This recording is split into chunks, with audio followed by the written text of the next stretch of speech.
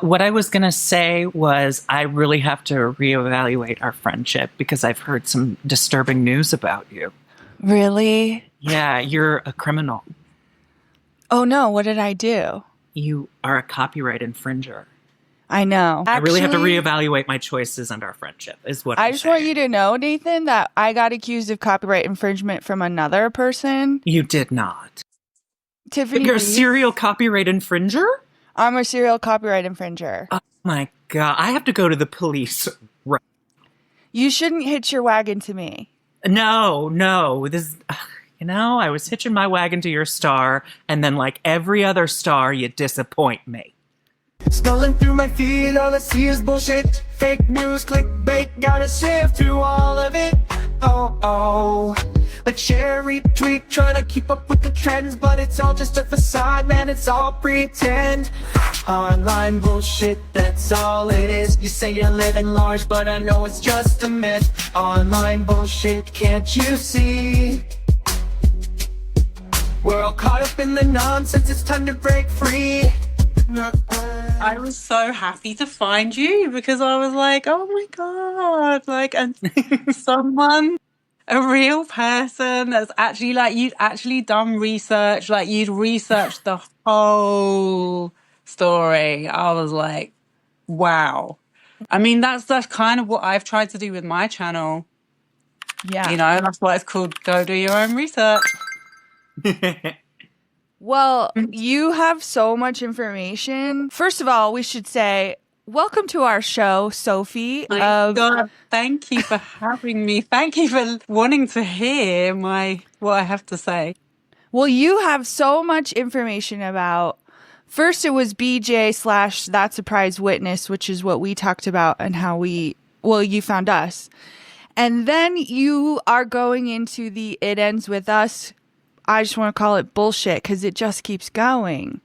And I am so invested in that, and I know so much. Like the amount of information I have uncovered is almost making my head explode.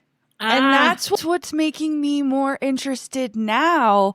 I don't know, maybe because BJ herself is so hard to watch. You know what? Yeah, I'll let you into a little secret. The only reason why I found your podcast is because, I stopped being interested in BJ a long time ago. I made my videos and I was like, okay, I've said what I have to say. If anyone comes across these, they will see that she's a fraud. They will see that she's a faker. They'll see that she's a liar. They'll see that she's a grifter. But I'm not going to devote my channel to it. Do you know what I mean? Because it's very easy to just focus on one subject. But yeah, so I am still in touch with some of the original kind of group that got ostracized. And so, every now and again we'll have like a little, I'll be like, oh my God, did you see she did this? Da, da, da, da. Like, obviously there was that little thing that happened with the whole Diddy trial. So anyway, because I'm in this Discord server, someone showed me how to use Twitter without having an account. So I think it's called X Cancel. It's like a website. Oh. So I was like, oh, I'm just going to look up this guy that followed that lawsuit because he used to always post about BJ. I was like, oh, there's a whole load of new BJ trolls. Because bear in mind when I first made my video, when I first was trying to find out what the hell was going on, I did a huge investigation into the trolling on Twitter and I discovered that it was all to do with Free Britney and everything. So yeah, I saw these new accounts and that's where I saw you had been someone had retweeted you, or you'd replied to someone and they had reposted. So that was how I found it. So that's how you found it. Good. Yeah. My thirstiness worked. It actually did. Yeah. And the other thing that I was going to say is I do have a bit of an issue with those trolls because they have been trying to take down BJ, but yet when we came out with what we had gone through, they were just as bad to us. Do you know what I mean? And I saw one of them had posted something about Steph, High Priestess Steph. So she was the one whose Discord server we joined. because she deleted all her content. And like the thing is, I can't speak for her, do you know what I mean? But I just think she was genuinely embarrassed because she had been making videos about BJ in support and everything. When all these weirdos came out of the woodwork and started acting all weird, she deleted all her videos because she felt embarrassed. And so then people started saying, well, she must have been a plant. She must have been paid. Why is she deleted all her videos? Do you know what I mean? And I did see, and so that is a conspiracy that is still running to this day. And it really annoys me because I'm like, I have said what had happened. I've come out, I've spoken about it. And you still choose to ignore the facts, and you still, you know, that's fine. Like, you can still be against BJ, but you're still getting the facts wrong. Yeah. Well, I'm remembering from your, I watched your Bam Margera episode. Okay, the one about the documentary. Yeah, I think so. Yeah, I think so. Yeah. Documentary. Yeah.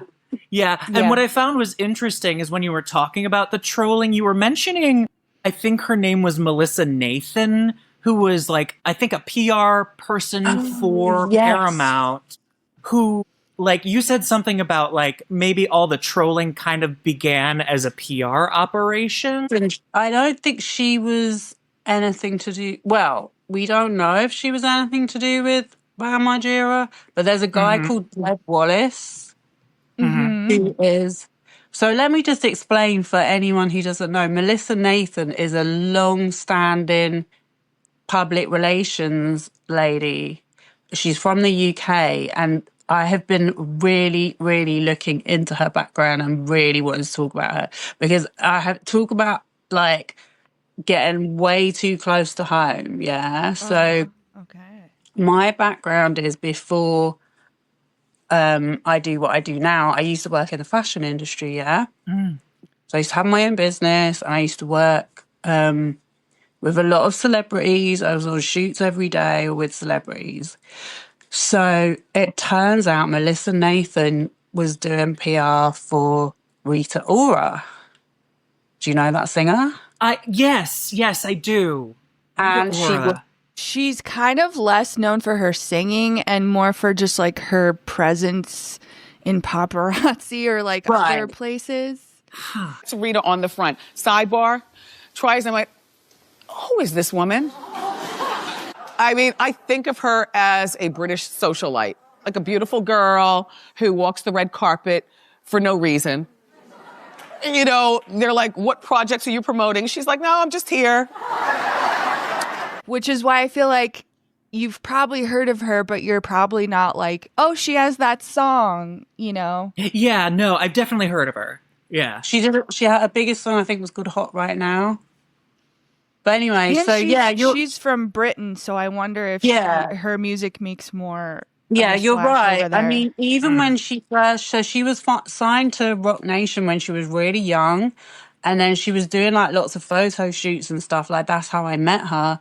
And even then, like, people in the music scene were kind of taking the piss and going, "Oh, she's never going to release any music." Do you know what I mean? But now that now that I understand how they have these 360 deals with artists, do you know what I mean? Like, they'll sign these artists. It's not about the music at all.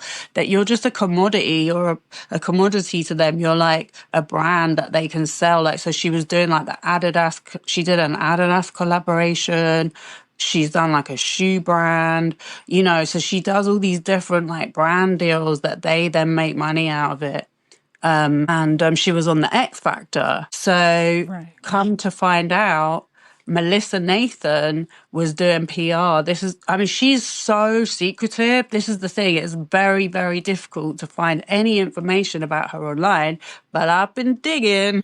So I found out she was doing PR for Simon Cowell, who ran the X Factor, and I mean, let's not even get I feel like has a lot of secrets of his own. I don't know any of them, but he's got that look. You mean that face that he just keeps? Yeah, the one that he just bought. Yes, it can't hide his secrets. Right. His face is morphing into something. I don't know what yet. But basically, I mean, his history in the music industry, yeah, he's been involved with some shady people, beginning with P and ending in O. If you know what I mean, with the underage variety of Yes. victims. Okay, yeah. So yeah, so I find it really interesting because so obviously One Direction was another huge band in the UK. Mm-hmm. Their following online was like intense. Yeah. Yes. Yes. So, to cut a long story short, I was friends with Rita Ora. I worked on the X Factor for one season, and there was a girl that was like doing the kind of social media for the X Factor, and she was a friend of she was a friend of a friend. So she was when I was on there, she was doing some social media stuff about me. So all of a sudden, I had all these like One Direction followers and stuff. Like all she would have to say would be like hello, and you would get like 5,000 likes and retweets. Like that's what their fan base was like online. Do you know what I mean? Wow. Yeah, Yeah. So wow. now when you kind of like relate it to this like whole troll farming situation that goes on in terms of like the Amber Heard and now the Blake Lively, it kind of makes sense that like Melissa Nathan was right there then. She was right in the thick of all of this. Like that is how PR has mutated into what it is now, which is not so much about public relations as like smear campaigning your ops. Do you know what I mean? Yeah. So, Yeah. It's a yeah, dark so, art now. It's like a maleficium or something. You right. know? So Yeah. she moved over to the US. She was working for Rita Ora, and then she she was working for this company called Hilzig Strategies. So they're like a really corporate PR strategy firm that have been working with politicians like Donald Trump. Did the Trump campaign, the first one. Actually, he In started off. 2016. Yeah, so he Yeah. actually started off as a Democrat because I've been looking Yeah. into him as well. He started off as a Democrat and then they all switched. Once they saw Trump was gonna get in, they all flip-flopped into getting behind because that's where the money was.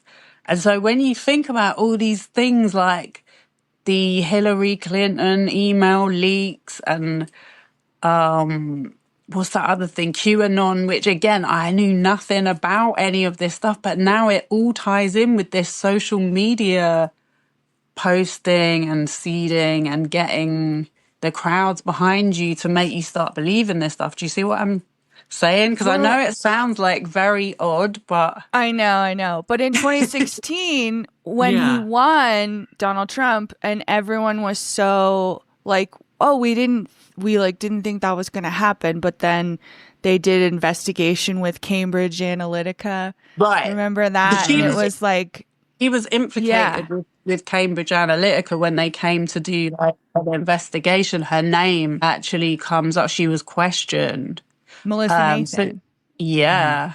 So she wow. was obviously, she knows all about that Facebook post seeding. Yeah. And I mean, it's been put down to Russian bots, but then what I found through my own experience of trolling is people keep saying it's bots, and I'm like, it's not bots. This is real people. Yeah. This is real people. They have multiple accounts. They'll literally make an account to make one post and then not use it again. Like I'm sure bot activity is used as well, but the really nasty stuff you see that is real people. Like they're just it's the way that they like motivate them, weaponize them into writing that stuff that is the problem that people overlook.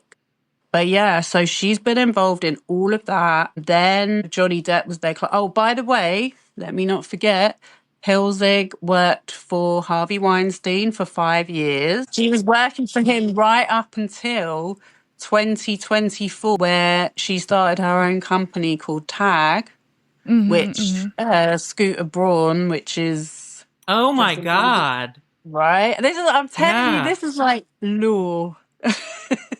It's So honestly, it's all like the darkest souls in entertainment right, coming and together. you start realizing why, because do you sometimes feel like, why is it always the same people involved in this stuff? It's like, because you can see behind the scenes how it's all connected. Yeah, it must be. Did you know Melissa Nathan was working on this and look how good this worked out? Right. And then if Justin Baldoni, for example, is like, look, I'm going to need help because I already see something brewing, then they call in the big guns.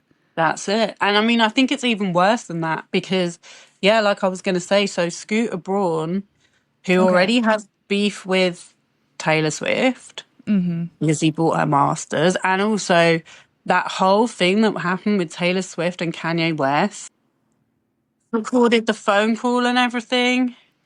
There was, Do you remember? just in case Nathan doesn't know, they were back on good terms. Okay. Kanye called and was like, I'm going to use you in my music video. You know, I'm going to mention you. And she's like, oh, okay, cool. And then when he puts it out, he says, I made that bitch famous. And she's like, he's like, sorry, Taylor's like, I never knew he was going to call me a bitch. Yeah. And she was pissed about it. But then, like a year later, Kim had recorded the conversation and made it look like Taylor knew full well what was going to happen.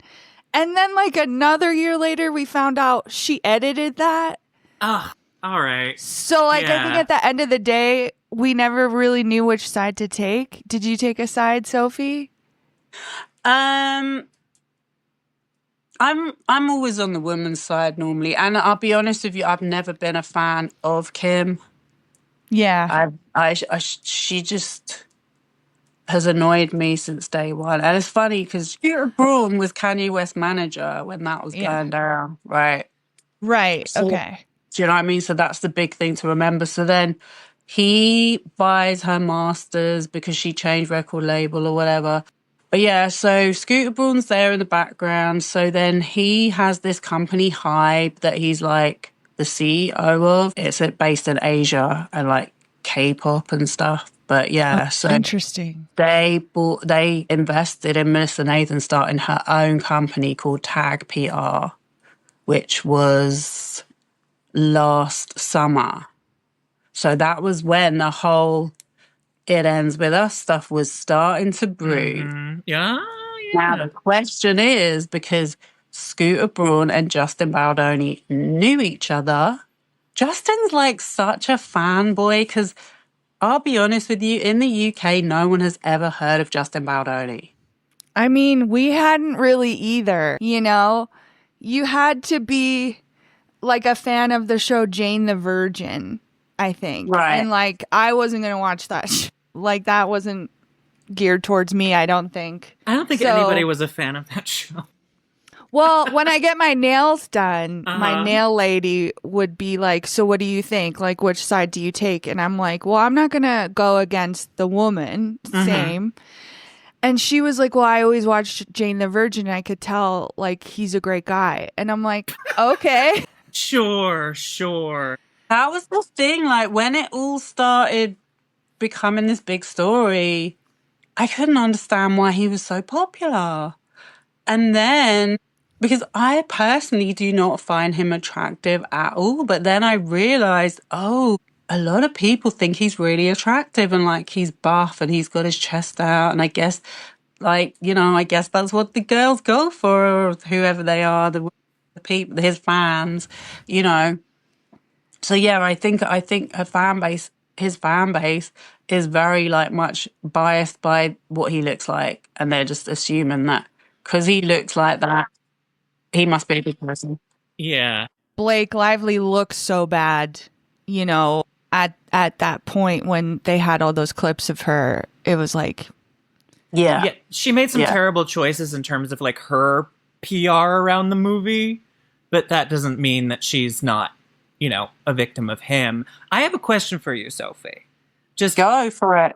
My understanding about Justin Baldoni is that he was like, I guess prior to this, known for being like very pro male feminist kind of person. And so does he say anything to justify his friendship with Scooter Braun, who is I call him a serial women harasser. serial women harasser? Okay, I think, but he's a bad dude. Look. Yeah. It's, what is the phrase? Birds together, flock together. I mean, birds of a feather flock together. No, Justin, so I knew nothing about him. I don't know, like you guys, I was watching stuff last summer where it was all coming up about Blake Lively's hairline and Blake Lively did this and Blake Lively did that. And I'm like, yeah, I had heard of Blake Lively. Do you know what I mean? But I was really a fan of Gossip Girl or whatever. Like, I just vaguely knew of her. And that was the only person I had heard of. And there was a channel that I used to watch in the UK that was a woman commentary channel, because I try and support other women. Do you know what I mean? Yeah. And she was talking about it, and I was just like, oh, God, what is all this? So that was when I first got subjected to the Shisty Floor interview and all of that. Yes. But yeah. So when it come to, like, by the time the complaint and the lawsuit dropped around Christmas time, it all made sense to me. So I was like, yes, I saw her being smeared. And I was like, I didn't really get it, but I wasn't really paying too much attention because I wasn't really interested in her or the movie. And do you know what I mean? It was just something that was going on that I was aware of, but I could definitely identify that there had been a smear campaign going on because it was all negative and it was all, you know, really superficial stuff. I mean, okay, yeah, the stuff about the wedding plantation isn't good, but with that being said, there is so much of that stuff going on in the fashion world and the celebrity world and the movie industry, where, like, that's high end people do that stuff every day. Like, I bet people go to plantations without even realizing, or do you know what I mean? It's especially when it happened, that time period, we were in a very different space than we are now. People were not calling that stuff out at all. Right, You know, which is unfortunate, but it's probably like, yeah, there were probably a bunch of people doing the same thing. Well, as I pointed out in one of my videos, like, Johnny Depp just recently was paid to go to the UAE, you know, to promote their film festival. And, like, everyone knows that is a modern day slave plantation. But yet no one's got anything to say about it, you know? I'm surprised that people don't say more about, like, celebrities' connections with Dubai, which was created by slave labor. Exactly. It was the Dubai Film Festival. And it's like, I made that point in one of my videos because I have made a hell of a lot of videos about him, for me, considering I can't stand the guy. But yeah, it's the double standards we have, because it's like, yeah, you can hold her accountable for getting married on a plantation, but then are you going to hold everyone? And then it turns out Justin threw cotton at his wedding and then fell out with a black friend who criticised him for it. So it's like, do you know what I mean? Every single argument that has been said about what she has done so bad, he's done a million times worse. And she even apologised. Her and her husband, they apologized for it. They tried to make amends. Like, from what I can see, they tried to at least be accountable, because everyone loves that word. But yeah, so when I started looking into Justin and this whole persona that he'd been putting out, I was just a bit, like, freaked out by it, because I was just like, people really bought into this stuff. Like, I can never make sense of anything he's saying. Do you know what I mean? He just says a lot of nothing. I've had to take a real honest look at the ways that I've unconsciously been hurting the women in my life. And it's ugly. My wife told me that I had been acting in a certain way that hurt her and not correcting it. Basically, sometimes when she would go to speak, at home or in public, I would just cut her off mid-sentence and finish her thought for her. It's awful. The worst part was that I was completely unaware when I was doing it. It was unconscious. So here I am doing my part, trying to be a feminist, amplifying the voices of women around the world, and yet at home, I am using my louder voice to silence the woman I love the most. So I had to ask myself a tough question. Am I man enough to just shut the hell up and listen? I don't think he's smart. Like nothing in terms of like yoga babble or wellness. It's like pretending to be a advocate for women's rights. Okay, but what all he's right. actually saying doesn't make any sense. He's like, we need to listen.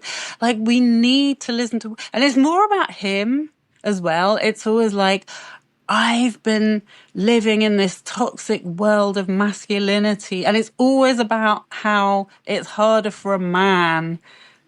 That would be the issue to solve equality kind of things. Like it just does. His arguments just don't make sense. But when you read the comments under, he's got a podcast, he's got his proposal video. Baby, I love you. I love you so freaking much. I love the shit out of you. I don't know how to do this. I'm sure you have an idea about what's going on right now because you have a crazy feminine intuition. So I'm trying to propose. And, you know, my mind being the way it is, I could think of a million different ways that I want to do it. But all I know is that I want it to be special, and I want it to be romantic, and I want it to be something that you never forget. That was the first thing that came it came up on my recommended, and I watched it in horror. I was like, is this for real? And how can you say this as a feminist? Like, he's dressing up, he's doing like cosplaying in a boy band, and all his like friends are doing these like sexy boy band moves as part of your proposal video. Yeah, it lasted like 30 minutes and was all about him. It was not about her at all.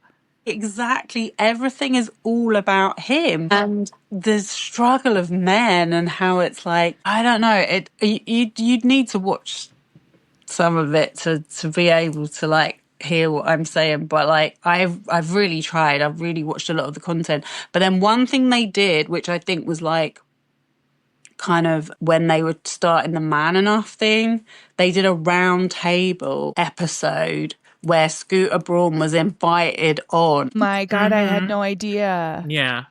Yeah, I featured to talk about his struggles with toxic masculinity. Right, I featured a clip of it in my last video that I made where he's saying like, yeah, I was brought up by a strong woman and I had all women in my house. And I'm like, you know, this is what they think women want to hear. And that's what I was going to say. Yeah, when you look at the comments on these videos, which you and I talking about it are like, oh my God, are they serious? The comments are eating it up. That's crazy. Justin, you're such a wonderful guy. Yeah. And then I noticed, and I don't know if these are real or fake comments. Okay. But there's a lot of comments from people like that are saying they're gay. And they're like, oh, I'm gay. And now that you said that, I feel so much more comfortable to be myself. And it's just like, oh my God. You know, it's kind of like what politicians do when they're confronted with some sort of like a gender issue. Especially the Republicans, they're like, I have a wife and I have a daughter, so therefore I support whatever.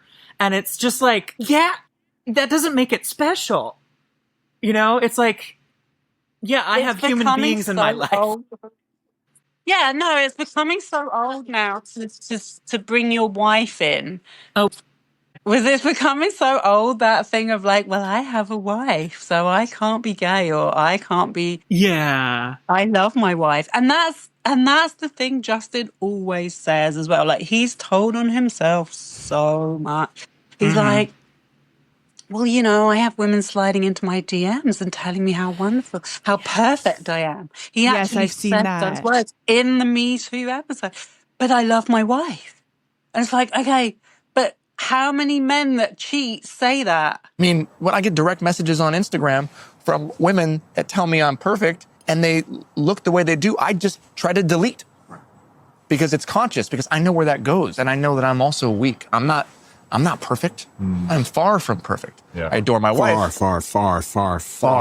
Super far from So far. Can't even see the other side. I Yeah. love you, but I still cheated on you. Like, that is not a disclaimer. Like, that does not make you innocent. It's like you want congratulations for not fucking around. You know, it's like, no, you don't get that. Also, there was this feeling of him being like, I am being harassed. Like, he was like, can you believe it? I am not a piece of meat. And it's like, Boy. Yes, that was another one of his. It's so hard being a man because people only like me because I get my chest out. exactly. And it's like, Yeah. okay, first of all, You know what I want to say to him? maybe you're not Stop good at- dressing like a whore. Yeah. What were you wearing? Yeah, what were you exactly. wearing, Justin? Yeah. He always has a low cut shirt on or something. It's like, you know, you're not really what he says and what he does do not align. Yeah, he's asking for it if you ask me. But so, you know, he's used homeless people, he's used disabled people. Mm-hmm. He's literally gone into those people's worlds and I want to say exploited them. Yeah, because he wrote 6 Feet Apart or whatever, Okay. right? Or he produced that movie based on someone else's story. It was something like that. Travis. Okay. There was a guy called Travis who featured in he was already obsessed with dead people and dying people. Like, he thinks he can talk to dead people, which is already really creepy. And basically, a lot of these ideas as well, they come from his religion, which is a whole nother topic.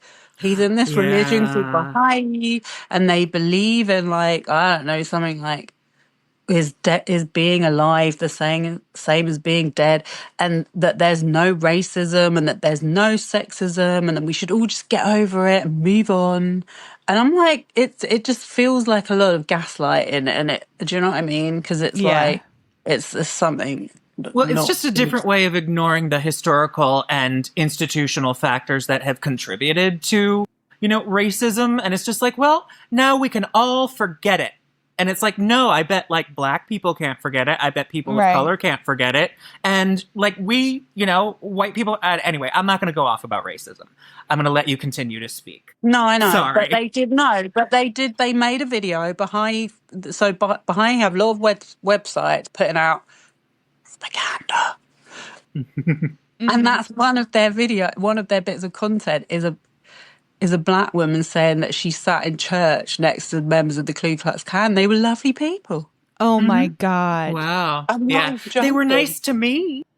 And they're putting this out as serious content. Of like, so that's why we don't need racism anymore, guys. Oh my God. Oh my God. I have a quick question for you. Just going back to Blake Lively and the backlash against her. I haven't even got to how Melissa Nathan related to Jed Wallace and blah blah blah. Well, okay, but, we'll go for that, go for We'll that. come. No, So, let's come back to that. We'll 'cause come back. what come was- back to it. Oh, 'cause you Nathan will forget. Blake's way of marketing a film about domestic abuse, there was a lot of backlash against that. Do you think Yes. that was seeded? Totally?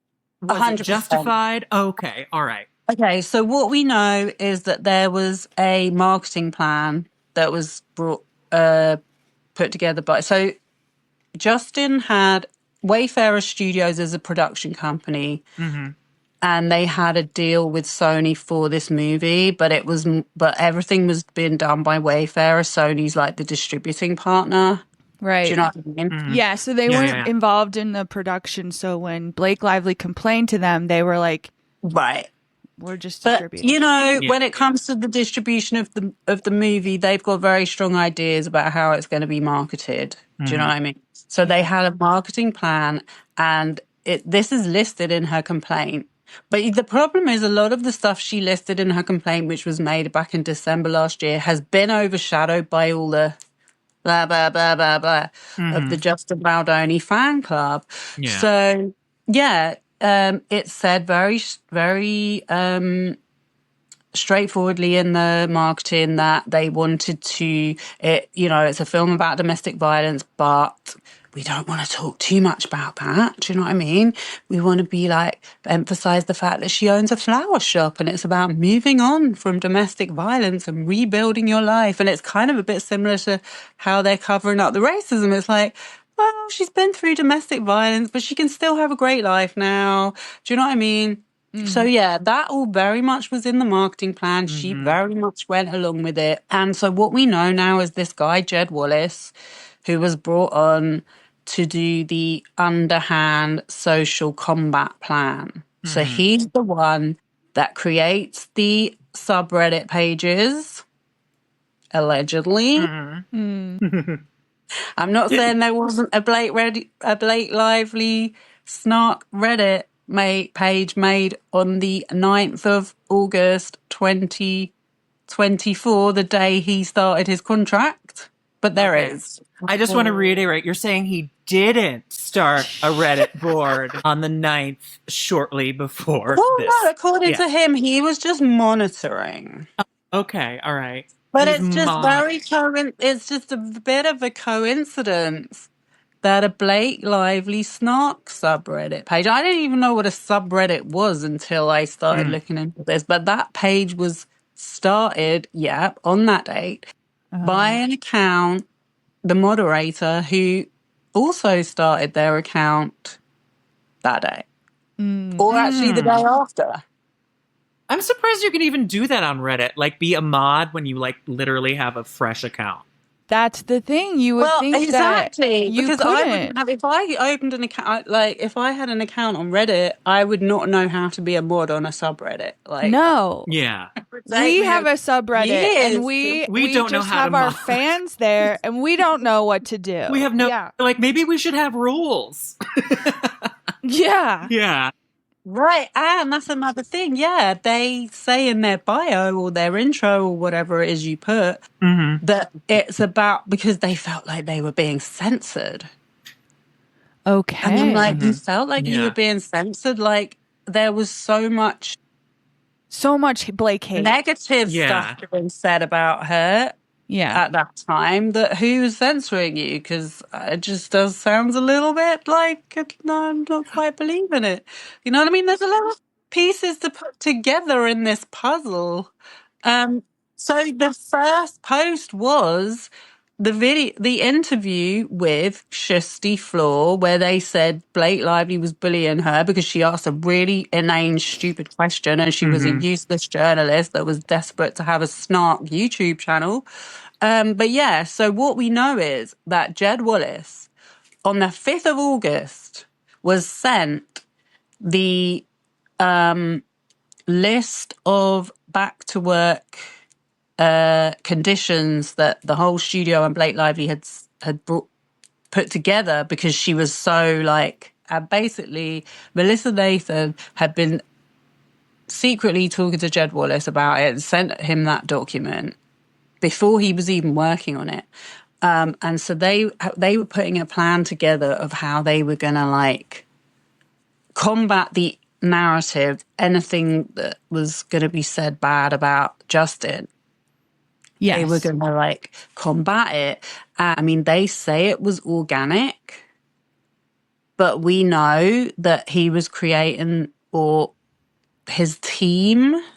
Yeah. Because the thing is about Jed Wallace is he's denying all of this. He uses the word "my team" around it in an email, which these emails keep coming out every day, every week. We see more and more. Their Signal chats are coming out.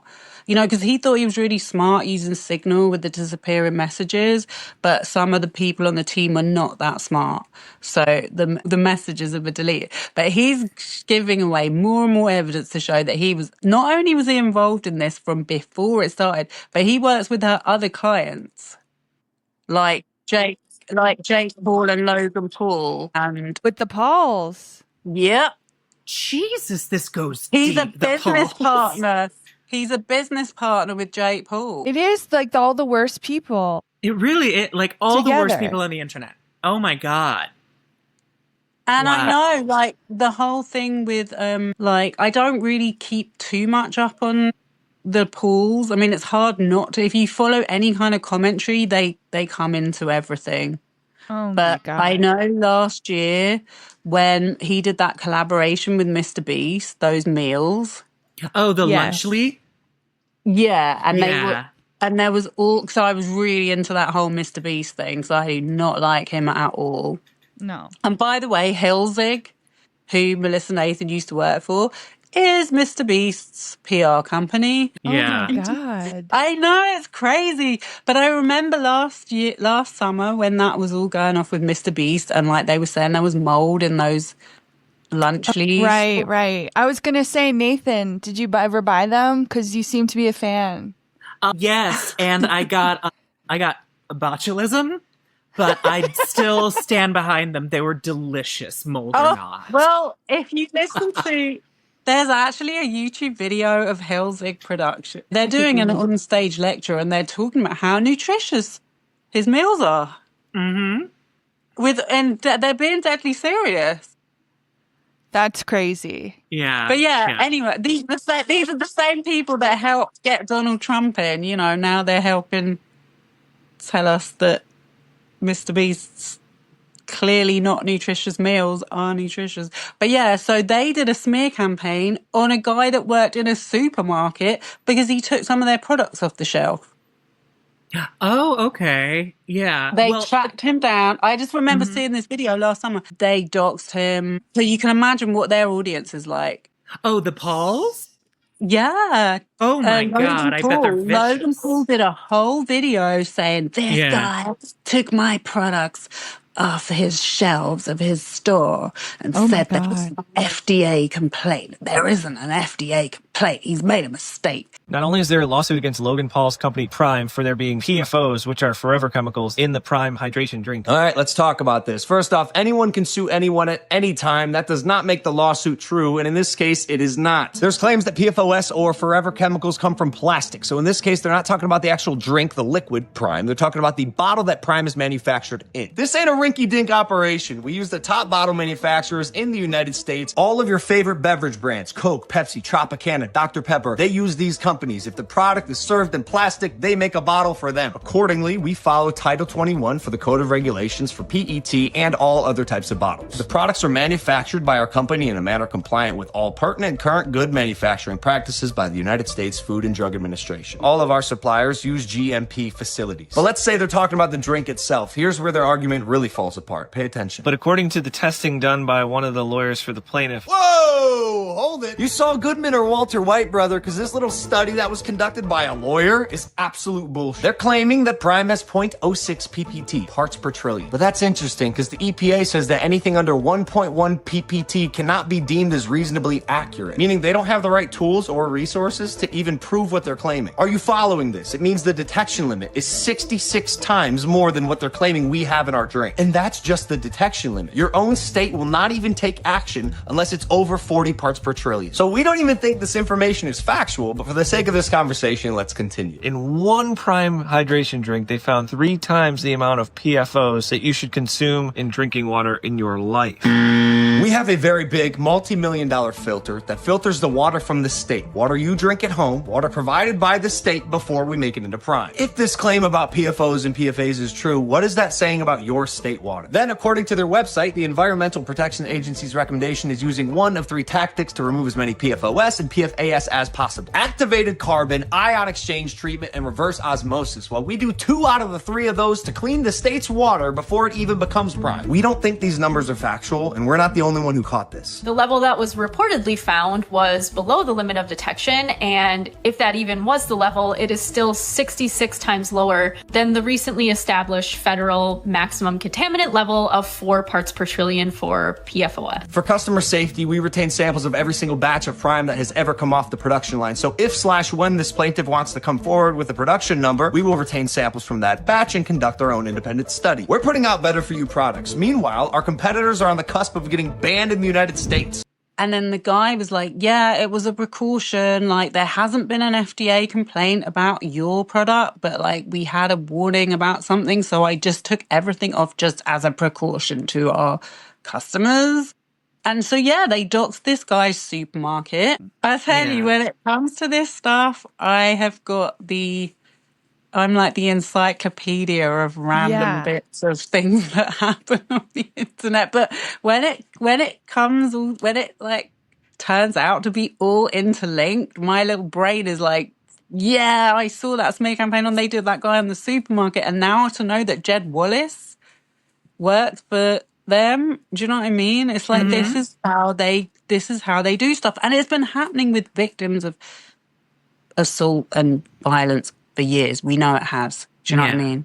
Right. It goes back to Weinstein. I was even looking up the other day because I was like, I seem to remember seeing something about this in a Weinstein documentary. And yeah, they hired a company called Black Cube that did this same kind of like undercover operations where they like pretend to be friends with people and pretend they're going to write journalist stories about them, or they're an undercover journalist, and actually they're like leaking the information back to the predator, in that case being Harvey Weinstein. Yeah. And then, you know, they're using that information to make up fake stories in newspapers and stuff and getting favors from whatever journalist is in league with them, because, you know, like all they want is like exclusive information on these Hollywood people, so they have to stay in with them. So it's like it's just a horrible like feeding system that they're all you know. Well, yeah, I was just thinking, why name it Black Cube, the most sinister name possible for this kind of thing? Like, you know, name it Happy Dayglow Company, so nobody knows what's going on. I mean, yeah, it was not a very original name, but I mean, we could get even deeper into the conspiracies because Scooter Braun has been promoting a lot of pro-Israel stuff, and that Black Cube organization is owned by the IDF.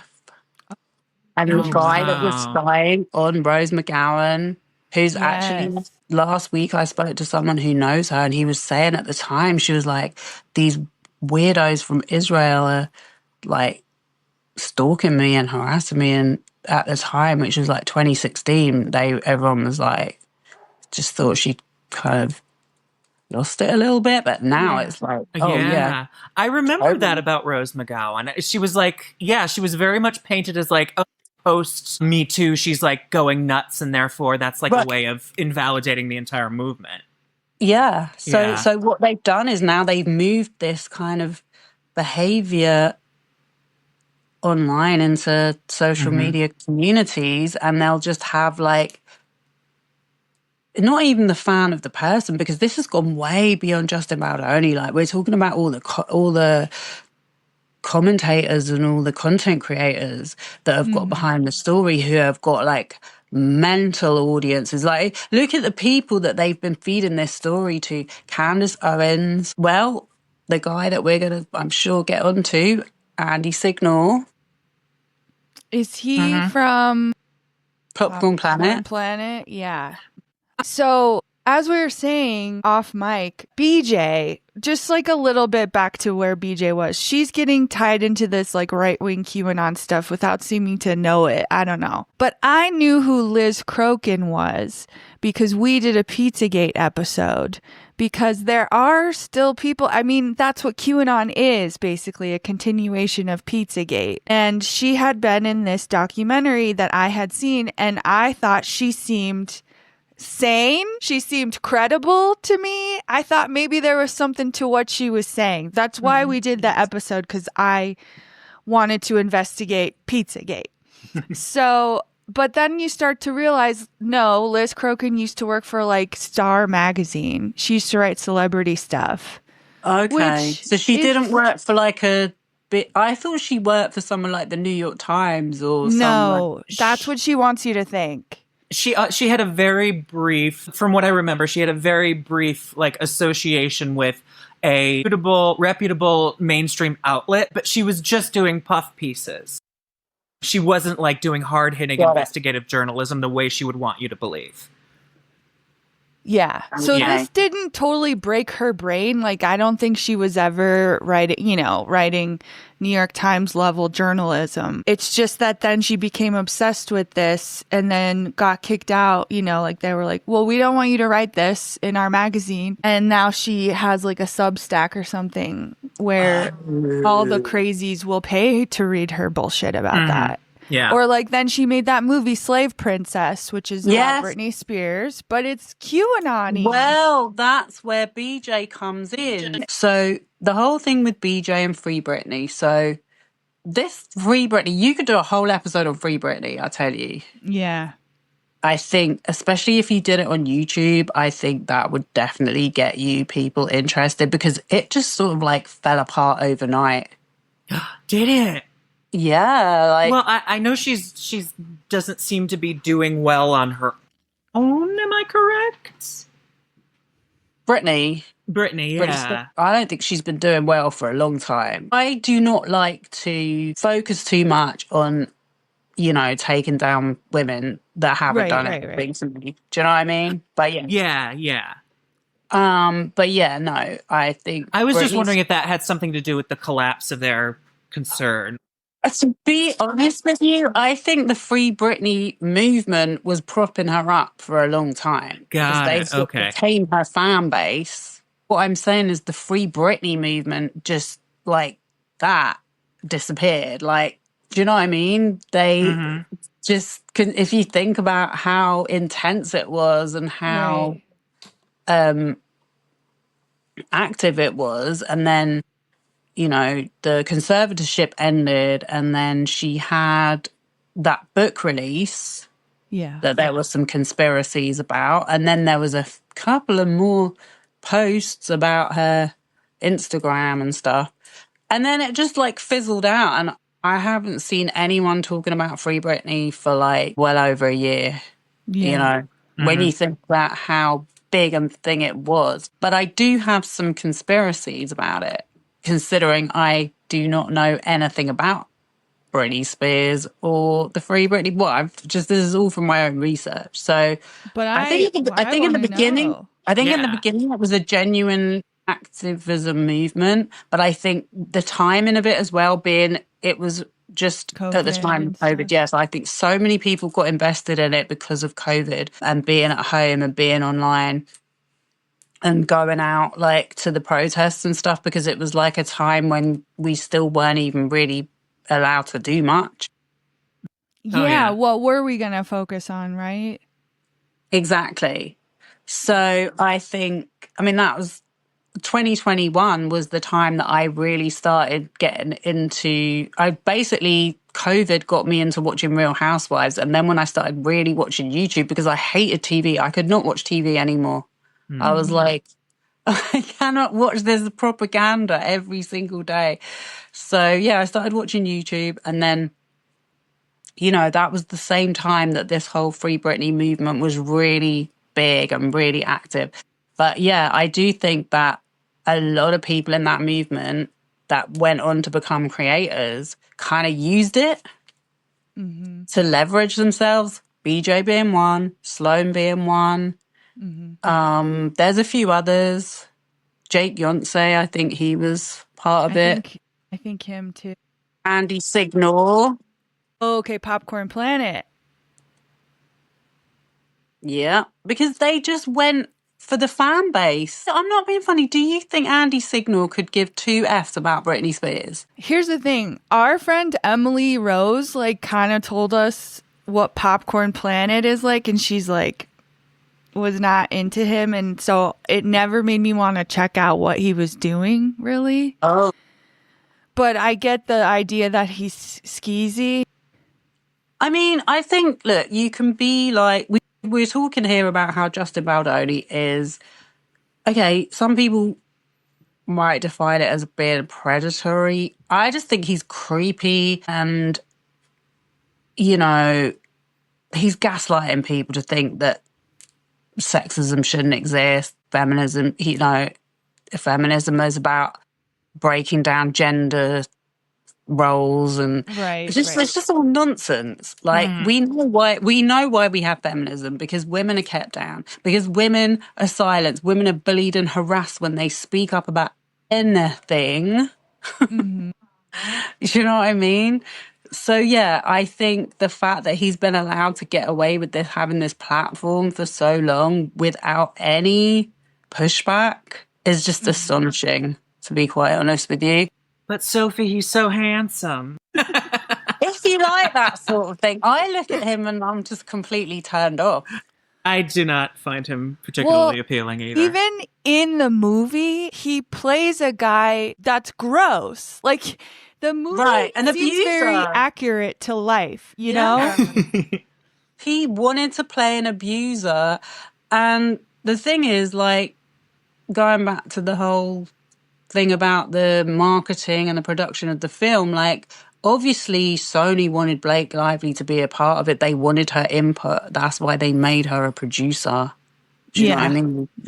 And so she was meant to be like reining it in a bit, because he was, honestly, if you read some of the messages, they were trying to make it into they were trying to push the limits of it being a PG-13. He wanted with the sex or with the violence. Yeah, he put an extra sex scene in there. He wanted the scene where she's losing her virginity, and she's underage at the time, and it's like, in the book, from what I've heard, because I've not seen the movie, nor do I ever intend to. Well, I saw the movie and I read the book. Oh wow, okay, so you know a lot more. See, I've had to do all this on the back foot, but what I've read in the messages is that there's a lot of discussions about this sex scene, and like he wanted to show her having an O, and I'm like, who has an orgasm on their first sexual experience ever? Especially that's so true. Underage. Like, and then telling Blake Lively, like, well, like asking her if she climaxes at the same time as her husband, and all this creepy stuff, which is like, yeah, I'm sorry, I don't want people asking me that when I'm at work. I just can't believe people are defending this stuff. They're like, she's trying to bully him out of his own film. Like, no, she was just being reasonable. Like, can you stop being a pervert? Yeah. You know what I mean? So yeah, it goes back to that. It goes back to like just basically trying to stop us having our normal rights. Just things that we keep thinking that we're getting somewhere, but then it's like, no, you're not. Especially not with all these behind the scenes people. That's what I'm trying to say.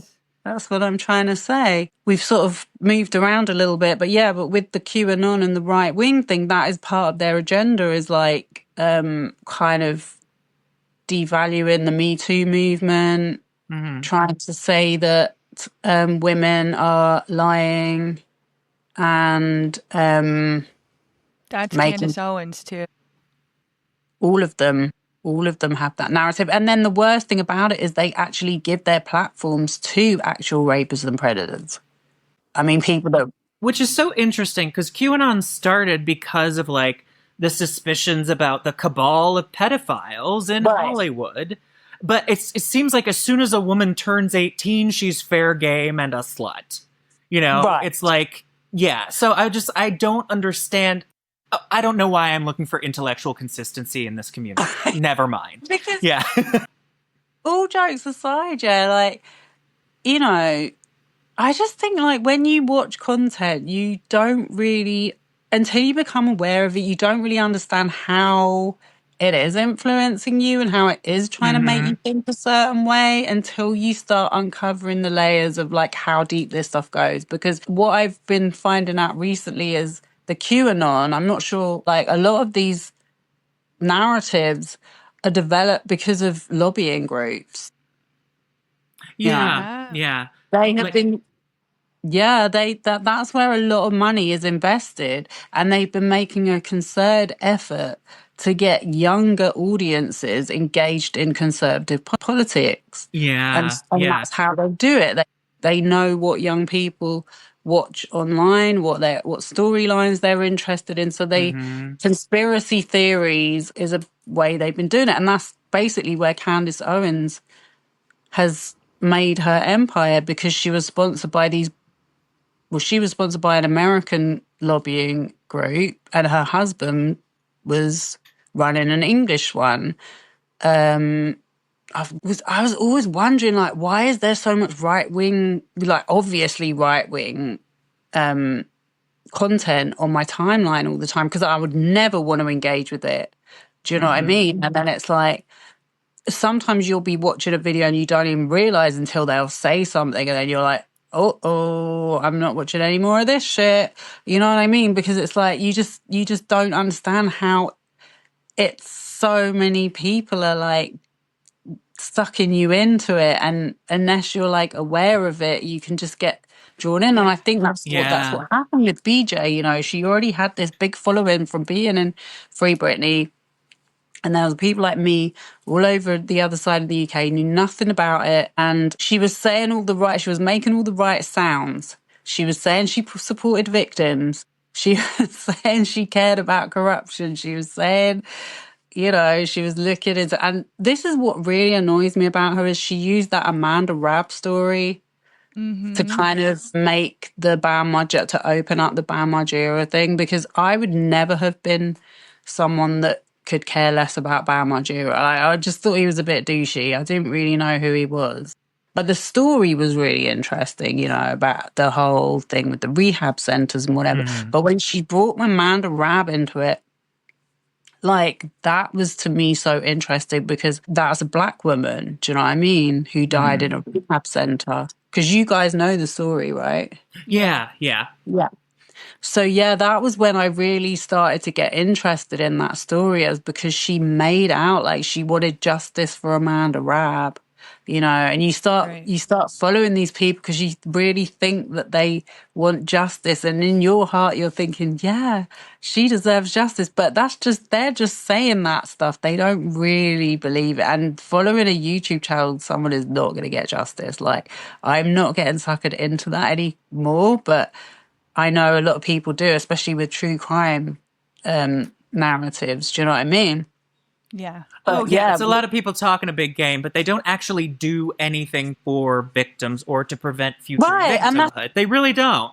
That's what I'm saying about Free Britney. So yeah, I think Liz Crokin jumped on it for the same reason as everyone else. She wanted her fame game, you know, because she had some clout, she had some cred, and BJ was desperate, from what I can see, going back, when I look back over it. She was desperate to be on that TV show and desperate to be like part of the seen as a leader of the movement. And she wasn't. I can't remember what the word is, like cuckooed it. She was a cuckoo, a culture vulture. Do you know what I mean? Like for Bam Margera or for Britney Spears? For Free Britney, because Free Britney was before Bam Margera. So yeah. She jumped on that movement, got a lot of support because she knew how to speak and she knew how to read the law stuff. Yeah. I was a fan of her. And I was like, yeah, you go, girl. Yeah, same. You know? Same. But now when we start putting all the history together and realizing that Liz Crokin didn't give a shit, she was just like, oh yeah, I can become part of the Free Britney movement. So I think what happened at that point in the movement, there was a lot of like, it started to break up. Like it do you know what I mean? It caused a lot of conflict because the original people were like, this is not what we're about.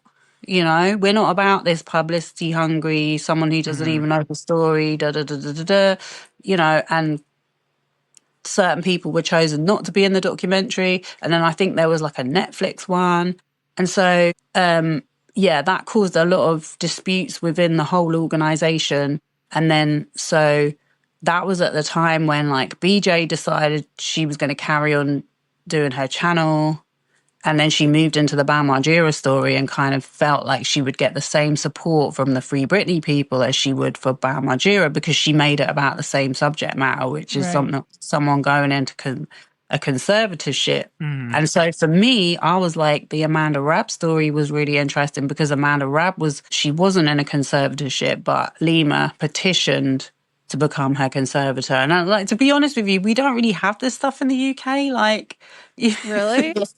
Yeah, like we don't really have conservatorships. Well, they're usually for elderly people, just Right. so that You like have- if you're not in their will or their power of attorney, Yeah. you can go try to become that. Right. And then I think we all learned more about it because of Britney, you know? Right. It is a bit more protected here. Like you can have Really? an advocate to be your spokesperson, but you have to be seriously incapacitated, and they'll normally have like a family member who they'll make. Right. I'll No, retain there's it. some corruption here where it makes a lot of people can make a lot of money with this. I see that. I do Yeah. see that as a real problem. But I think the thing that's happening there as well is like because those people have addictions. Yeah. That is the one bit of the story that gets left out. No one would have said in whatever time it was when Britney was. Like in 2007 when she Yeah. first, yeah. No one would have said she's using too many drugs. Do you know what I mean? It's like Yeah. even now you can't even say it. But to me, it's clear the woman's got a problem with it. Like, Yeah. absolutely 100%. You know, and same with Wendy Williams, same with Margera. Like they're addicts, you know, and it's like the problem is with addiction is when these people have made a lot of money for people, they want to carry on making the money out of them. So they'll fuck them up. Mm-hmm. Do you know what I mean? Cover it up to make it. She's got dementia. She's got this. She's exhausted. And it's like, do you know what I mean? How many times in the 2000s did you hear about celebrities saying they've been admitted to hospital for exhaustion? And you'd be thinking, exhaustion. Exhaustion. But they're not going to say, well, she's OD. Do you know what I mean? Yeah. Yeah. I'm But like, I'm when fucking you- tired too. Can I go to the hospital for a little break? It just never made any sense because they weren't allowed to say it. You Yeah. know? But then when you look back on it with a fresh approach, you're like, yeah, like basically, I think there isn't really many celebrities that don't have that problem going on. Yeah. It's really, really sad, but it's a very enabling environment because the people around them do not care. They do not care about that person. Probably the best way for that person to get healthy and move away from that would be to stop being a celebrity. Right. And Which then is they're what gonna- I think we thought would happen when Britney got out of the conservatorship, but no one seems Well, Yeah. I mean, look, I don't know too much about her, but I think she's doing all right. Okay, good. I mean, I want her to do what she wants to do. That's you why I know? feel like she is doing what she wants. Like, Yeah, that's the thing. I never really felt like, I don't know, there were all these conspiracies like someone else is doing her social media. Oh my I God, know, I right? know. Yeah. And No, it's like you she's can giving literally secret see- codes through her No, I TikToks or whatever, her know. Instagram posts. And I'm like, no, you can literally see someone in the background filming her. Like she is doing her own social media. Like she's Yeah. just not doing.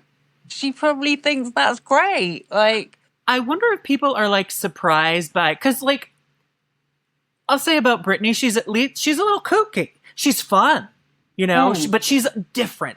And I feel like people have this impression of her when she was like a big star, that she was like this, you know, totally controlled personality, and they maybe got an impression of her that was not correct, and now she's just think like, you're- I'm gonna lean into like being my weird ass self. I think you're spot on there. Okay. Yeah. I mean, I think that's another huge issue that I see with all of these things is like, I've been around celebrities a Yeah. lot. You know, I've been friends with them, like never like close friends with them, because it's always like when you have professional relationships, you never want to like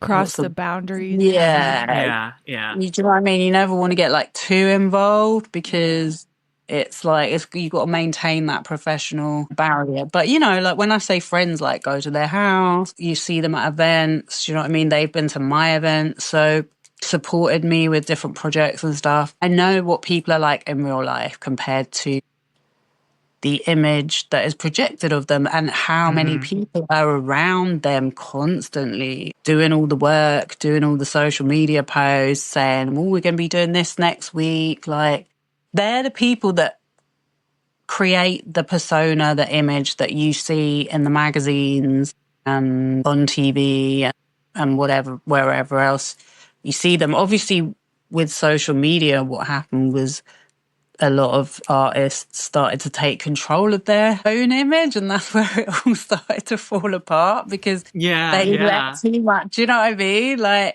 that control was let go by the people that have always.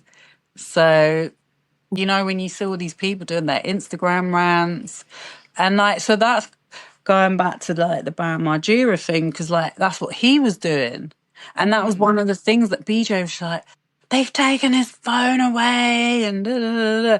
And it's like, well, the thing is, if you go into rehab, they have to take your phone away because it's part of the addiction. Like, I'm not being funny as well. Like, I think most people in this day and age, and I think this, I noticed this on one of your podcasts, that most people in this day and age in the modern world have experience of someone that has substance problems. Mm-hmm. And they're so part of it. Like you guys, you were having a conversation and you knew about all these different pills and stuff. And I'm like, I don't even know what they're talking about. Like our pharmaceuticals are a little bit more like, we're not so into the whole pharmaceutical thing. It's more the actual, but like getting weed and coke in this country is so easy. Mm-hmm. So easy. Like anyone can get that. Do you know what I mean? It's very accessible. In the UK or in the US? Yeah.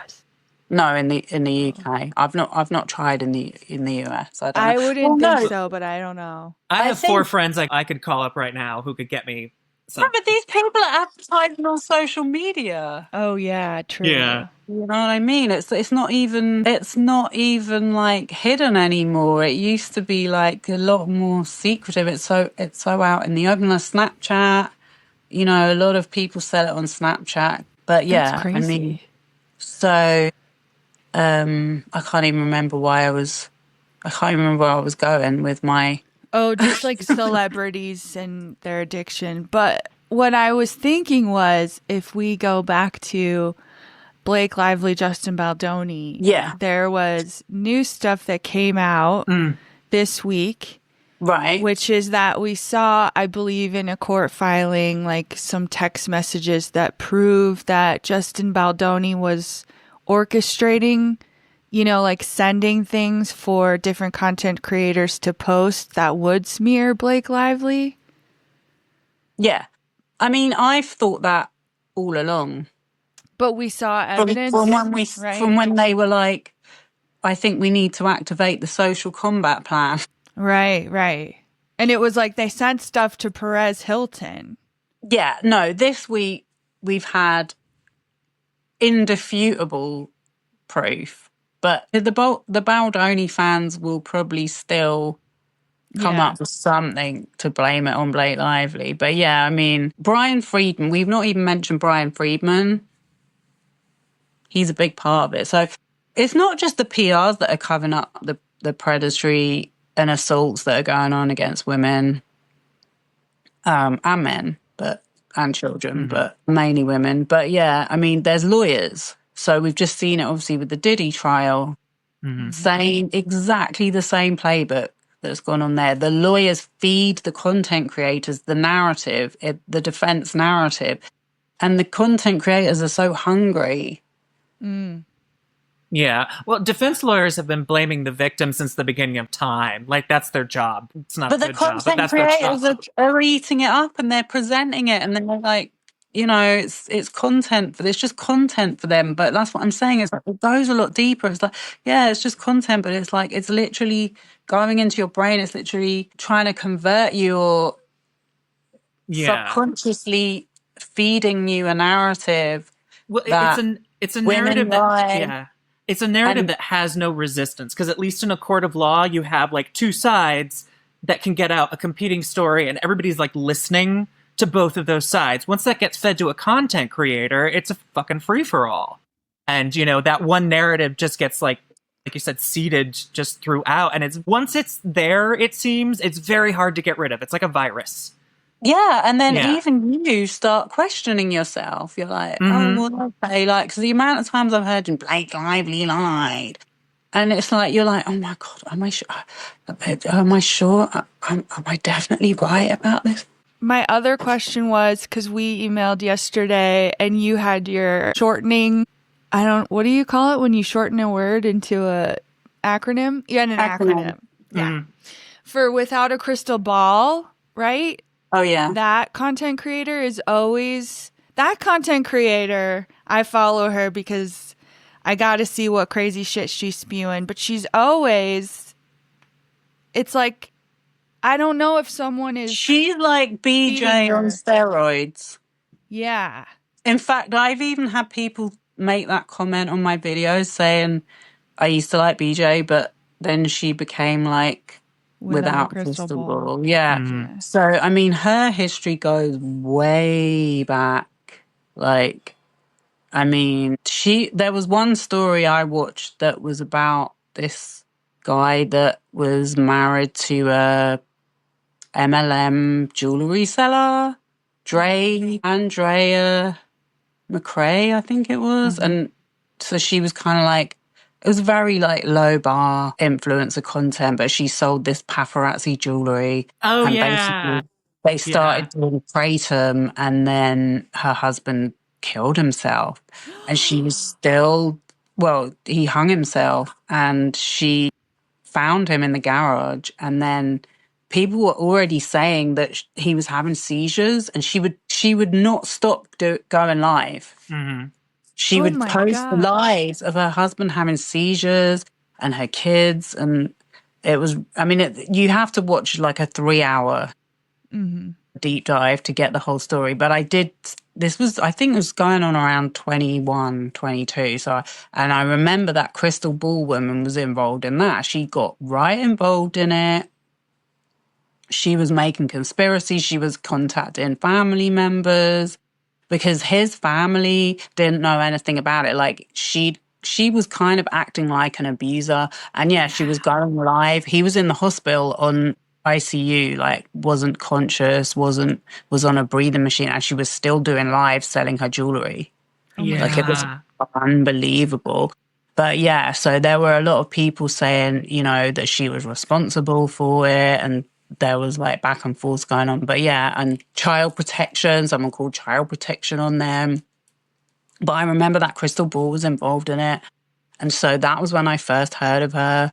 And then I think she like got involved with that Crisley guy. And yeah. I mean, she literally sticks her nose into any controversy that has nothing to do with her. And on top of that, because I found this forum the other day where she had people have been posting experiences with her from 2021, and she had been using her son's autism to like raise money and stuff. And do you know what I mean? She's just a typical grifter. And it's funny because I think people are really influenced by how much money someone has. Like Candace Owens has a very sophisticated setup. Mm-hmm. She looks very groomed. She's well dressed. She's well put together. She has like a proper studio and everything. Whereas I think Without a Crystal Ball still does it in her living room or whatever. Mm-hmm. Yeah. Actually, do you know what? I actually would tend to trust someone that's in their actual environment. And anyone with a podcast studio, I'm a bit like, yeah, I'm side-eyeing you because I know you're paying back an investment. But yeah, I think people are really more harsh on Without a Crystal Ball because she doesn't have the same kind of money behind her that a lot of these other channels that we've mentioned here.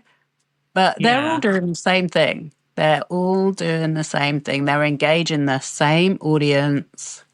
They are, and the amount of time they spend going live as well. Like, I don't think that's healthy. No. I don't think being online, talking to your audience that much is good for either you or your audience. Well, that's not what I want to do when I come home from work is spend 4 hours on live eating crap and talking shit. And that's all they do. I'm like, that can't be healthy for your body. It can't be healthy for your mind. It can't be healthy for your life. It's a terrible thing. And the content that they're talking about is so toxic as well, on top of it all. So, yeah, I mean, all of this content that we're talking about, it's all part of the same thing. You've got like Jed Wallace is making so much money out He of this. seems to be the person, like, because no one knew who he was until someone found like one picture, you know. Right. So if you wanted me to tell you the connection between him and BJ Investigates, because I don't really watch her channel, so I don't know if she's really sussed onto it or not. But okay, knowing everything that we know and that we've been talking about, knowing that he uses untraceable accounts to seed narratives like Blake Lively wasn't talking about domestic violence. By the way, she was talking about domestic violence when she did her interviews, because I found an example of it as soon as I looked on TikTok. But the narrative, like, you asked the question, do you think that was fair or not? And I'm like, no, I don't think it was fair, because I know that that's what they were trying to do. They were trying to inflate any comments that said she's not taking domestic violence seriously. Justin is. But all they were really doing was just amplifying that message for anyone that is like this kind of troll farm audience that these channels that we're talking about attract and like stuck in, who become like keyboard warriors typing all of this shit. Like, I don't know, they're just like projecting their hatred onto people they don't even know. Like I was saying earlier, like, you don't really know the celebrity. Like, I'm not saying all celebrities are nice, but some of them are just, we're all people at the end of the day. Do you know what I mean? Like, if you were born with a beautiful face and body, like, are you not allowed to make the most out of that? Yeah. You know what I mean? Like, well, because, you know, it's been hard for me. Yeah, you know, the objectification is really, it's like, I'm a person inside, okay? I have thoughts and feelings. I'm not just a body and a face. Okay, Justin. It's hard to be a man, especially a beautiful man like me. Just want you to know that. Yeah. Thank you for educating us. Oh, you know what? I am deeply frightened now, so thank you, Sophie. And I'm going to think about what we do in a different way because of what you've said. Like, just giving us insight into, like, how PR and trolls just sort of, like, are now moving this industry in a way that has never, in a much more, like, effective, dark, underhanded way than has ever been. So, yeah, this is deeply frightening. Thank you. It is wild, but then at the same time, that's why I think it's so important that, like, genuine people like us, you know, are actually starting to try and build a community. Like, that's what I've been trying to do. I'm like, my channel I've now been given the option to be monetized. Yay! And I'm like, honestly, I'm scared to go down that road because I just feel like whatever I'm trying to turn into a crazy monster. Yeah. I feel like there's a lot of people who monetize well. Or unless you want to become a crazy monster, go for it. I'm not going to lie. I do want to know what it's like to experience getting a super chat. Yeah. So you're going to start going live? I have gone live. Okay. I love going live, but at the moment, like, I just don't know what to talk about. I'm just a bit like, because with the Blake Lively thing, it's like I have so much information about it. But then it's like, you know, with YouTube, most people are just dipping in and out.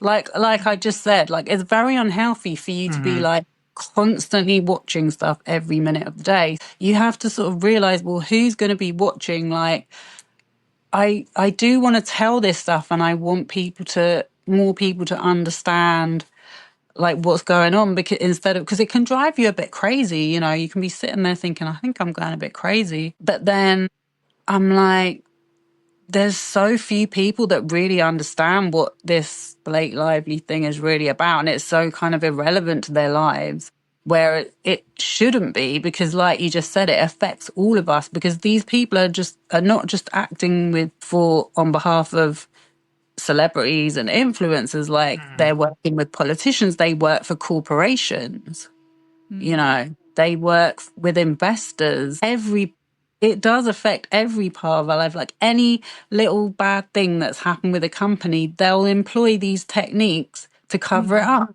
so you don't get to hear. And that's how the fuel industry and the plastics industry got so big, because they just squashed any negative. I mean, if you want to start talking about activism back in the day, like I've watched so much old documentaries about how activists in America, it's so sad, were targeted back in the day that was speaking out against environmental issues, and, you know, to the point where they were like having their houses firebombed. It's not just about sexual assault and abuse. It's like just anyone that's got sense speaking out against what's been happening for the last however many years. This is the tactics that they employ. Underhand, make you feel stupid, shut you up, make you feel like, oh, I can't speak out because I'll lose my job. Yeah. Do you know what I mean? Whereas it's just we're just, these people were expressing like whatever they were saying has actually happened. They were expressing common sense. They were like, if you carry on using these chemicals, all the animals are going to die. The land's going to go to shit. People aren't going to be able to get their produce growing, and that's exactly what's happened. People are going to get cancer. This is exactly what's happened, you know. And they were shut down. So it makes me feel more than ever like we cannot shut up now. That's true. Like, do you know what I mean?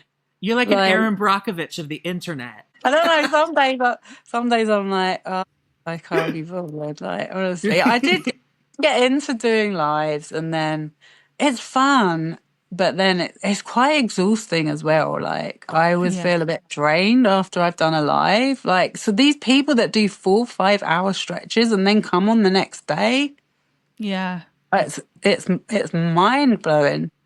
Yeah. Do you get like into a lot of arguments when you're on live with people like you're trying to convince? Oh, okay. No, not at all. I'm so unconfrontational. And that's another thing that I want to say on a positive note is like, so I started my channel. My first video was about BJ.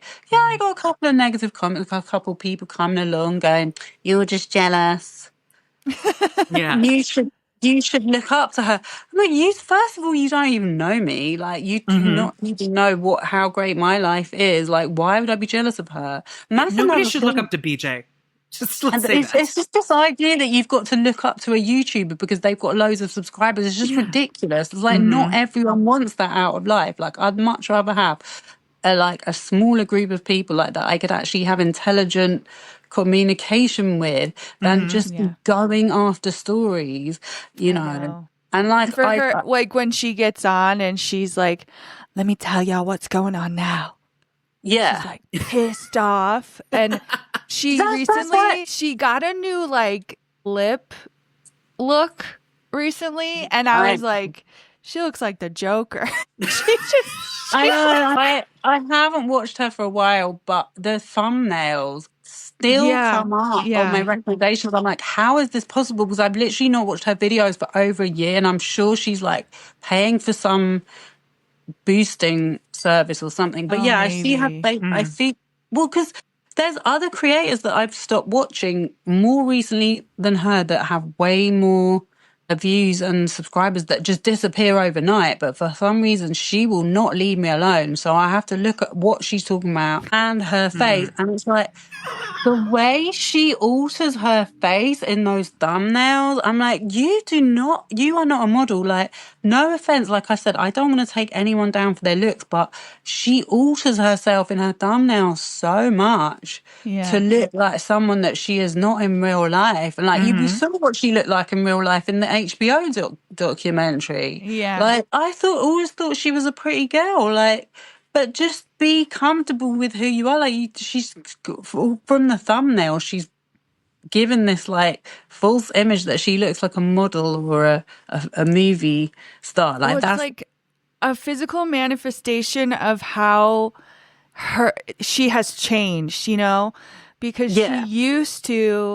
Like, I just can't believe how far she's come. Yeah. So it's good to hear that, because sometimes I sort of like cringe a bit about, oh my God, how could you have fallen for it? Do you know what I mean? Like, I feel a bit stupid, but then I'm like, nah, She used to be normal. yeah. And like you said, that's when I stopped watching her, was because she was getting so angry. And I was just like, this is becoming really unpleasant to watch. Like, Yeah, and that, exactly. you know, on top of the fact that she was literally slandering me, saying that I was a paid troll or whatever.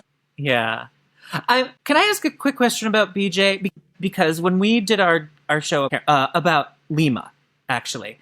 Lima. It was I wanted to pull you up about something, actually. Okay, sure. If you don't mind. In a very nice way. Yeah, because, no, I don't get into confrontations. I've had people troll my videos. I've made videos about all different stuff. Marilyn Manson, I was warned. Do not make content about Marilyn Manson. They will come to you in the comments. I deal with every comment in a very civilized way, and honestly, I've had no shit. I've been running a safe space on my channel it's been just over a year. I've been doing my channel, and I've not had any grief. So I do believe that, you know, especially with the Blake Lively comments, they're so thick. Yeah. Like, and they always say the same thing. They're like, you need to go and do your own research. Yeah, and you're like, I know. Not one single creator that makes commentary about Blake Lively does any research. They probably don't even know who Melissa Nathan is. Yeah. But no, I hope that you will inspire me to maybe go live more. Yeah, but going live would be fun. No. You know what's funny is I talked to you in the comments on one of our videos. Then one of our listeners popped into my DMs and was like, have you seen this YouTube channel? This is the best. And it was your channel. And I was like, way. Yeah. And I was like, yeah, actually, we've been talking to her. No, when I was watching when I was watching your video this morning, I wanted to know a little bit more about it. And Which so one? I look at, it was the one about Bam The Margera. one that you sent us, it's called The Curious Case of, right. Yeah. The Curious Truth of Bam Margera. Yeah. That was another thing I was going to say to you as well, like that I've learned some tips on. I had so much issues with the copyright of the content. I kept uploading it. It kept saying this is copyright claimed. You can't show it. So I had to keep effing around. Like if you use like a TV show, you have to get rid of the music. Right. That's the way it'll trigger it or something, right? Yeah. It reads the background music, which is one thing I find really annoying about documentaries is the music, because it's like awful. But yeah, so I've even found a free app that you can get rid of background music. Oh, that's great. Yeah. But even doing that, it gave me such a hard time. I think it took me a week to upload that video before it let it through. Oh, because it all happens beforehand. It doesn't post, and then they're like, take this part down. Yeah, they're like, you've used copyrighted material, so you wouldn't be able to see it like it wouldn't let me show it, and it wouldn't be shown in America. And I'm like, well, that's kind of where I want it to be shown. So do you know what I mean? Yeah. Yeah. But so yeah, there's all these little things that I've learned along the way that just make it a bit easier for you. But I have actually been copyright struck as well. But that is a story for another day. And that was an illegal copyright strike because, like you seen from my someone video, being mad. Yeah, and someone famous as well. Are you telling me that I am on the line with two copyright infringers? Because I don't know if I can take it. No, but she hasn't actually. She hasn't actually. But you know what's funny is YouTube gave me the video back anyway. Oh, okay. I had to do a quiz. Oh, that's so interesting. They're like trying to make sure you're not AI. Yeah. They literally don't give a shit about anything anymore. Honestly, safety is gone. Facts are gone. Safety is gone. Yeah. So again, more reason why we need to stick together as sane people that are actually trying to be nice in the world and see things for what they are. Like, That's do you know what I think our listener is kind of at the level of you, of like seeing the strings basically get connected. And so then she was really interested in your videos. And I was watching more of your videos and I was like, oh my God, I can tell she knows so much more that I would have to, like, I was like, I can't follow all of it because I don't understand so much of it. You know, but it's starting to make more sense. It is as crazy as it seems, basically. And you already knew a lot, you know. Yeah. So I'm like, I held back in that email because I was like, I can't really say more than that. Yeah. But yeah, no, the point I very, very, very quickly wanted to make was about Lima. Yes, that's right. Yeah, so you, Nathan, I'm like, I do think you have a good, I love the way you two interact together. You have a really good dynamic. But yeah, you were kind of taking Lima's side a little bit much. I was just like, the thing is, I looked so much into Lima. Right. Well, So we found that out too because we did a bonus episode with our other You're friends. right. Because and then I was like, Emily had more. She was a scammer. Yeah. Yes. And that was another thing that annoyed me about the BJ trolls on Twitter, is just because they hated BJ, they took up for Lima. I know. So therefore, anyone that was like following BJ, look, the reason why I looked into Lima was because BJ wanted us to support her. So I was like, well, I'm not supporting anyone until I've looked into this. So I started to look it up. And that was when I started to find out BJ had got stuff wrong. I was like, Lima doesn't come from a rich family. What are you talking about? Like, they have no assets. Their company's not listed anywhere. They're not on Crunchbase. They don't have any financial backing. And then I started seeing like she was selling brain supplements and all of this stuff and doing like phone giveaways. And I'm like, this girl's a low-key scammer. Like, oh, so she's like has a past as like a grifter. Yes. And that's the thing. I'm like, they're both in the wrong. And like Lima really shouldn't have sued BJ for defamation. But at the same time, BJ, did she inflame her? I don't know. Like, do you know what I mean? Like, she's just spent so much money on that damn lawsuit. Why? Was it worth it? I don't. Right. She's an idiot. That's what we kept being like, Lima is so stupid. Yeah, she really is not bright. Yeah, they both in the wrong. But yeah, I didn't even say as well, like the whole thing about Lou Taylor. That is all bullshit. BJ oh my built God, tell us that. Yeah, it's just saying reconnecting, so I hope it's still recording. But yeah, so BJ built her whole career on Lou Taylor's trying to take me down. She found out what law firm I was working at and made them her client so that I would have to leave my job and delete all my Oh, yeah. And literally, she's deleted this video, but that was the transcript that I was trying to say that was in that Margera video. Was I'd already screenshotted the transcript where she said to her boss, you know, she made those allegations and her boss was like, we don't know any of that. There's no proof of any of that. We can't go around making wild accusations. Yeah.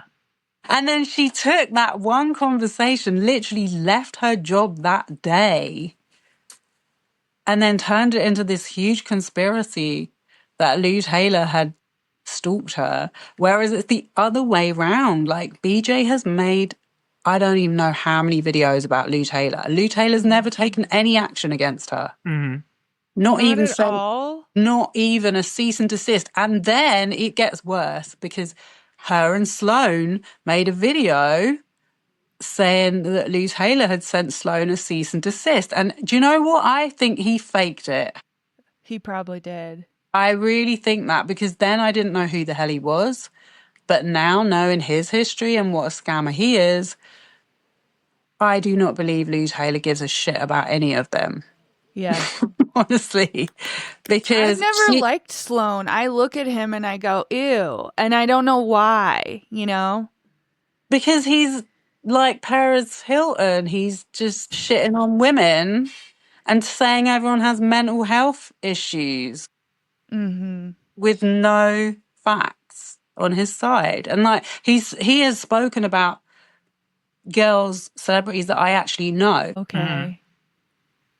You know, and I'm like, there's no basis for what he's saying. But he's like, they need an intervention.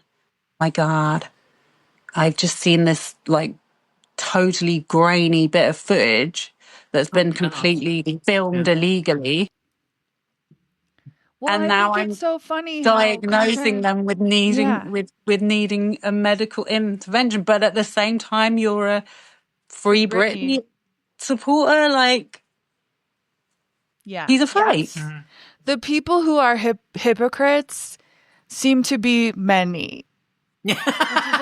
It's just always mind-boggling to me. Like this week, I have come across so many hypocrites.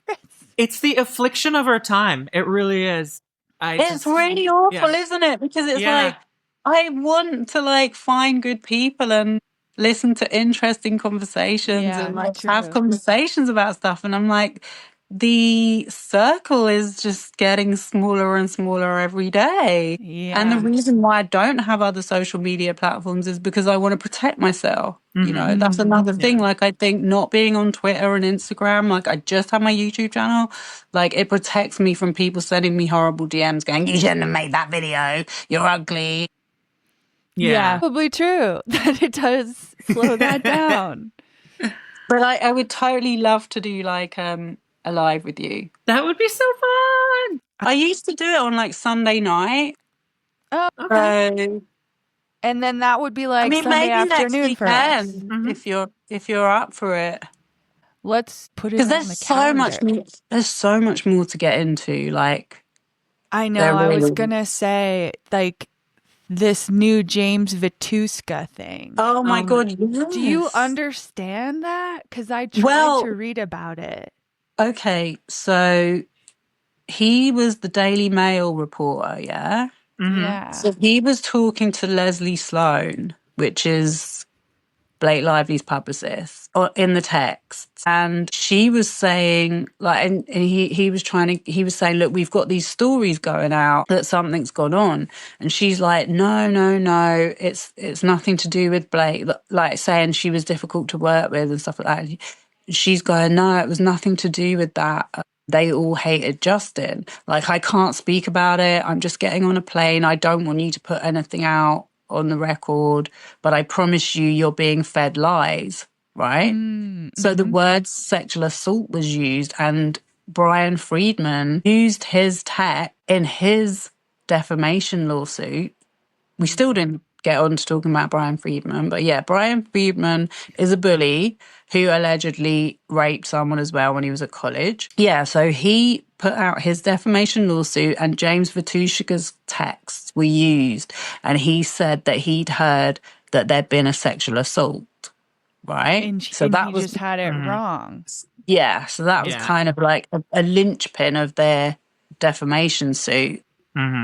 Because they were trying to say that information had come from Blake Lively's side. So therefore it was grounds for defamation. Well, as we know, that defamation suit has been dismissed with prejudice. I even put it in my video. So it's so much information to retain in your head. People you have no interest in, really. And so we heard that he'd taken on Mark Garagos as a lawyer, which was like a bit of a plot twist because Mark Garagos is a criminal defense lawyer. So we're like, well, he must be implicated in a crime then. If he's got a criminal defense lawyer, not just a criminal defense lawyer, like P. Diddy's criminal defense lawyer, Chris Brown's criminal defense lawyer. Like this is a heavyweight. This is a heavyweight. I also think it might not have criminal implications because Garagos is known to be a showboat and an attention whore himself. So absolutely, that might be the techniques. issue. Same techniques, fight the case in the press and the public opinion, as Judge Lima even stated in one of the millions of documents. But yeah, so then yesterday, James Vittuscka filed a document saying that Melissa Nathan had texted him on Christmas Day. Did you see that as well? She's like, I know it's the holidays. It's like, bitch, it's 1 a.m. on Christmas Day. Like, have you? Yeah. I would be livid. Is he in the UK? Is it? I think they were over. No, yeah, I think she's over in the US. So I don't know whether. So maybe she got the time. She was. Well, it said 1 a.m. on the text. So I think she sent the text at 1 a.m. or. Yeah, maybe he got it at 1 a.m. That's a good point. I didn't think of that. But I feel like Christmas Eve, Christmas Day, and the day after Christmas are just kind of off limits no matter what. So I don't care if she's doing it on Christmas Eve. I know. It's still inappropriate. Do you know what I mean? Have a day off. Like, really have a day off. So, yeah. Well, what did the text say? It say, like, Happy Christmas. She's like, so have you got any more information you can send to Brian? It was a 3-way text with Brian. And so then he didn't answer. He answered it like later on. So then he sent like a whole load of more stuff. And he says nothing about the essay. Everything he's saying is like that it's a denial from Leslie's side and that he's being fed lies. So he's saying that he's now turning whistleblower against the Daily Mail because they were pressuring him to use their legal team and be like the fall guy. He was meant to be like the fall guy with this, because obviously the Daily Mail don't want people to think that they make up stories. The cat's out of the bag, Daily Mail. Evidently, he's been... I mean, no one would have thought that, would they? No, it's such a trusted source. I believe everything I read in the Daily Mail. Yeah. But he's been fired. He's been fired from the Daily Mail and he's turned whistleblower. So, yeah, he's now saying that he didn't say any of that stuff and that they've made him the scapegoat. And there's kind of like a redacted bit of the message, which we can't see, where he was like showing them, because he was saying it would be easier for me to show you a screen recording. So he sent a screen recording of scrolling through his messages that he was being sent. So what they did was, which is exactly what they accused Blake Lively's side of doing, is they cherry picked bits of his message to make it look like he'd said there'd been an allegation of sexual assault to set up Stephanie Jones and Leslie Sloan, right? So honestly, it's so complicated because everyone's lied, everyone's a snake. We, you know, my money is on Melissa Nathan was the lie planter because I think she has a history of doing that, and. Even Matthew Hiltzik, her ex-boss, who's, as I've said, been doing this all his life, worked for Weinstein for 5 years. And then there's a quote from him. Oh, my God. My money is on her being the snake and the liar and, like, texting people on Christmas Day and all of this stuff that she does. Yeah. She is definitely the lowest of the low. Yeah, but that was my exact reaction when I watched your episode. I'm like, oh, everybody's lying and everybody's awful. I was like, no, there's no redeemable people here. Exactly. And it's like, I'm not really that fussed about Blake Lively as well. Like, I really don't care too much, you know. I believe that what she said on the set happened. I do. Because it's not even hard to believe. No. Yeah. And like, I know. And he never seemed cool to me, but people might be like, oh, well, he showed you a video of his wife naked, so what? He tried to kiss you, so what? But I'm sorry, like I said earlier, like, you know, I think the whole point of Me Too was that we were trying to like maintain some professional boundaries. And she definitely seemed like that's all she's trying to do. So, you know, in that respect, I'm definitely on her side.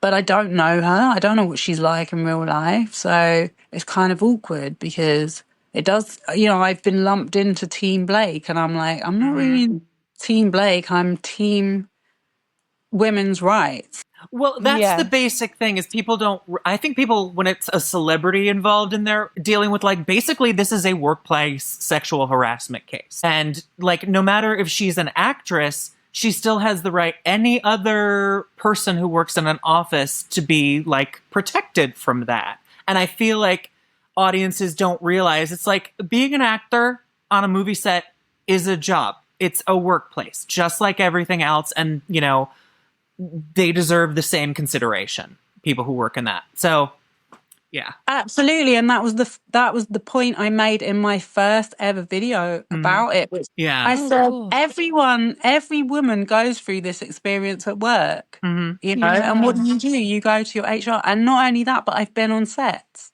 I've worked in fashion shows. That's exactly what it's like. The producers and you know, when you work for a fashion brand, sometimes the owner of the brand comes in and they just swan about. They walk into the dressing room. They don't care. Like, if you're a small model, you might not even have anyone there with you, like an agent or anything. They feel like they have the right to see them naked. They look at the monitor, all the things that she was saying. You know, that is standard in that industry. Like, there's literally no one to protect you, no one to stand up for you. And if you don't have an agent or a manager present to, like, stand in and go, do you mind? Then you're literally vulnerable to whoever's there. And photographers, the amount of photographers I've had to sit in on perving and trying to chat up the model is just ridiculous. You know, it's like, it's just, this is what goes on. And like, what I'm trying to say is, like, you can't just, like, dehumanize people just because they're celebrities. Like, they're still humans. You know? Yeah. Anyway, should we wrap it up? Because I think his phone's about to die. Oh, sorry. And my back is about to die.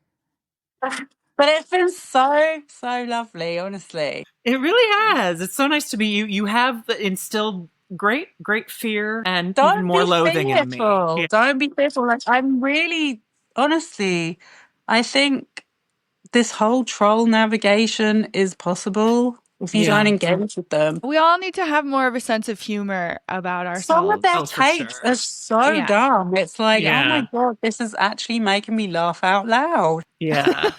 This is like literally the tiniest issue, and seriously, you want to change your life about it. It's so crazy. Yeah. Yeah.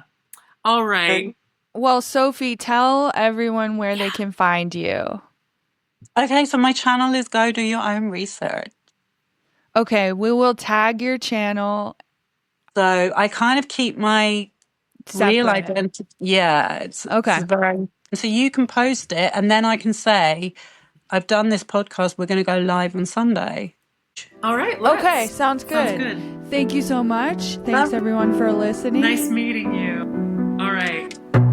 Scrolling through my feed, all I see is bullshit, fake news, clickbait. Gotta sift through all of it. I share, retweet, trying to keep up with the trends, but it's all just a facade, man. It's all pretend. Online bullshit, that's all it is. You say you're living large, but I know it's just a myth. Online bullshit, can't you see? We're all caught up in the nonsense. It's time to break free.